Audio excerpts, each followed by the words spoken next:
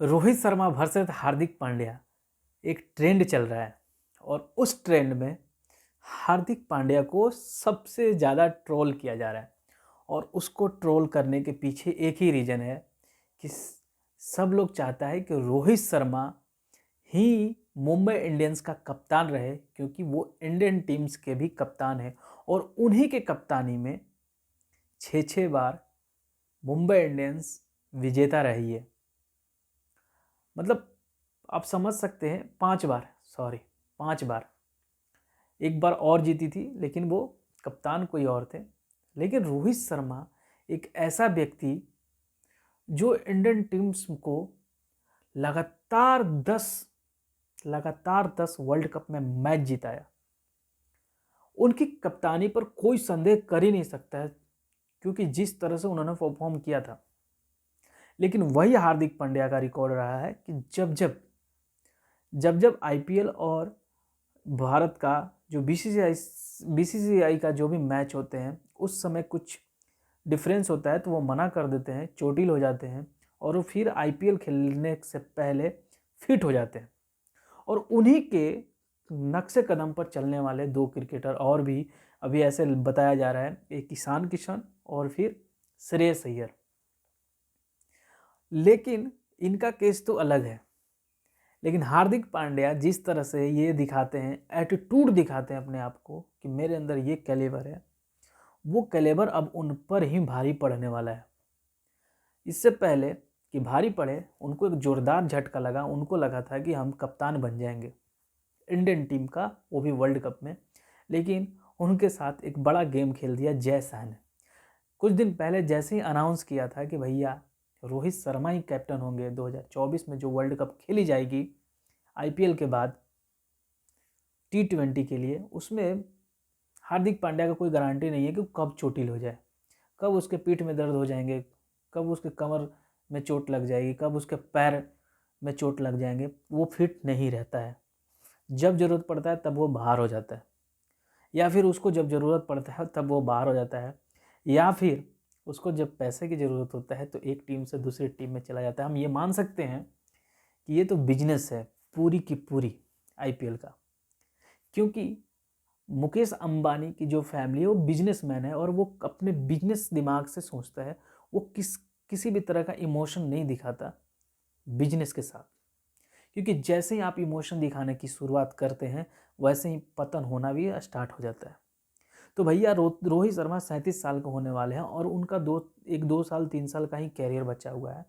इसको ध्यान में रखते हुए मुकेश अंबानी की जो वाइफ नीता अंबानी है, उन्होंने सोचा कि भैया रोहित तो साइड होने वाले हैं, उससे पहले कोई बड़े प्लेयर को ले लो और तगड़ा इन्वेस्टमेंट करके उसको उसी पोजीशन को लाओ जो पहले मुंबई इंडियंस में को रोहित शर्मा ने दे चुके हैं।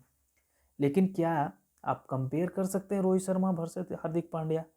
हार्दिक पांड्या एक आईपीएल ट्रॉफी जिताए हैं गुजरात को, लेकिन उन्होंने उस फ्रेंचाइजी को छोड़कर गप से इस साइड पाला बदल लिया, पलटी मार लिया। और जैसे ही पलटी मारा तो लोगों को विश्वास नहीं हुआ। लोगों को लगा कि अरे चलो भाई हार्दिक पांड्या पलटी मारा तो कोई दिक्कत नहीं है। लेकिन ये पता चलता है अगले दिन कि मुंबई रोहित शर्मा को हटा देती है, रोहित शर्मा को कैप्टन से हटा देती है। रोहित शर्मा एक इवेंट में जाते हैं, उनको पता ही नहीं रहता है। उनकी वाइफ कहीं न्यूज़ देखती हैं और न्यूज़ देखने के बाद उनको पता होता है कि मेरे हस्बैंड मतलब रोहित शर्मा को हटा दिया गया है। अब बताइए कैसा गुजरेगा जो व्यक्ति अभी तुरंत उस सदमे से निकला है, यहाँ तक कि अभी उभर नहीं पाया है। वर्ल्ड कप का एक दर्द जो पूरे देश को झकझोर के रख दिया था, जब हम 10 लगातार मैच जीतने के बाद हम फाइनल हारे थे। उस मैच को हर व्यक्ति महसूस कर रहा था। और रोहित शर्मा तो कैप्टन होते हुए भी कितना एफर्ट लगाए थे, लेकिन तुरंत झटका मिलता है उनको कि आईपीएल की टीम उनके हाथ से चली जाती है, मतलब कैप्टनसी। उसके बाद क्या होता है भाई, ये चेहरा आता है वो हार्दिक पांड्या जो उसी टीम का था, उसी को पाल पोस के बड़ा किया था रोहित शर्मा ने। मतलब खेलना बताया था कि भाई देख ऐसे खेल, और उनकी कप्तानी में हार्दिक पांड्या चमका था। और फिर क्या, हार्दिक पांड्या को कैप्टन बनाने की कोशिश की जाती है, और कोशिश की जाती नहीं, सक्सेसफुल अनाउंस कर दिया जाता है कि हार्दिक पांड्या ही टीम के कप्तान होंगे। लेकिन कुछ ही दिनों के बाद हार्दिक पांड्या फिर से चोटिल हो जाते हैं और पद कयास लगाया जाता है कि हार्दिक पांड्या आईपीएल से खेलेंगे या नहीं खेलेंगे, ऐसा संदेह है।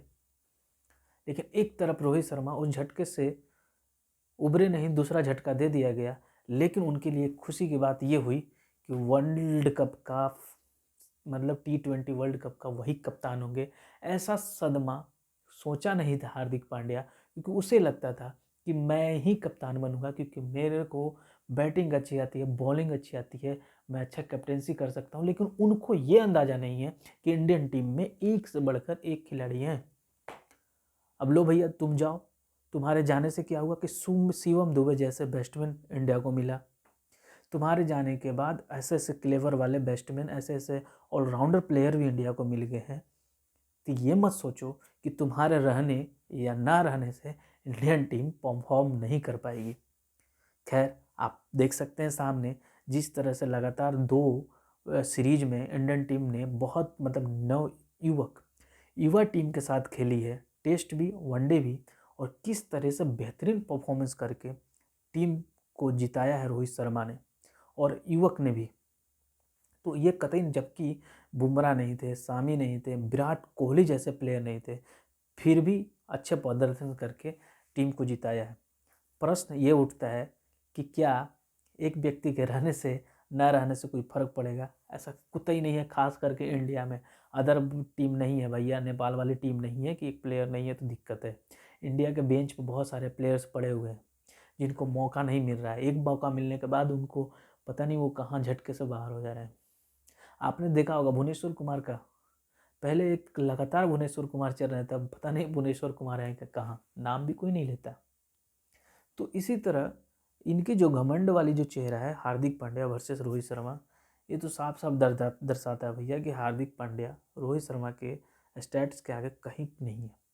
चाहे कप्तानी कर लो, बैटिंग कर लो, कुछ भी।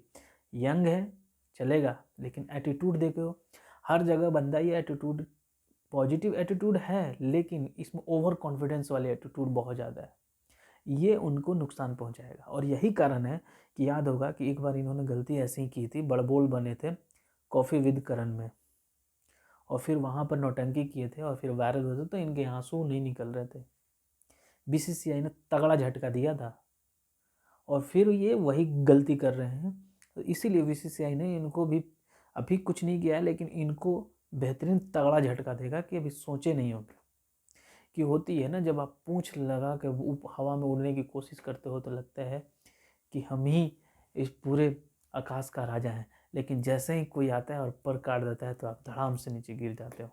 इसलिए इंडियन टीम अभी बहुत बेहतरीन परफॉर्मेंस दे रही है, और आने वाले समय में भी हमारे देश के जो कैप्टन है रोहित शर्मा, वो बेहतरीन करेंगे। देखिए रोहित शर्मा का ऐसा नहीं कि मैं फ़ैन हूँ, बिल्कुल फ़ैन हूँ, बहुत बड़ा फ़ैन हूँ, क्योंकि यार बेहतरीन बल्लेबाज है और बहुत अच्छे है। लेकिन आपने ये भी देखा होगा कि रोहित शर्मा जैसे ही कैप्टन उनको हटाया गया, भैया जो फॉलोअर्स थे, जो सब्सक्राइबर्स थे जियो का और ये मुंबई का, वो कितनी धाम से नीचे गिर गई थी। फेक उनको लेना पड़ा। अब ये कोई नहीं बोलेगा कि फेक नहीं था, फेक बहुत सारे ऐड किए गए, ठीक है, सब्सक्राइबर्स। तो समझ लो रोहित शर्मा क्या चीज़ है।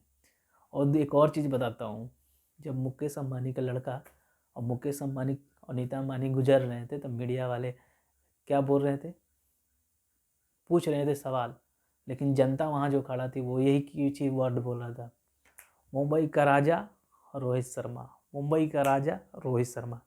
पैसा तुम्हारे पास है, लेकिन इमोशन लोगों के दिलों में रोहित शर्मा है, क्योंकि एक बेहतरीन इंसान है भाई। विराट कोहली बेहतरीन इंसान है, इन मतलब समझ सकते हो।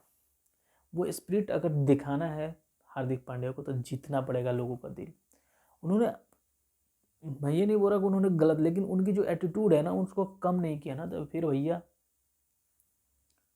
एक डायलॉग था गदर में, गदर 2 में, कटोरा लेके घूमोगे भीख भी नहीं मिलेगा।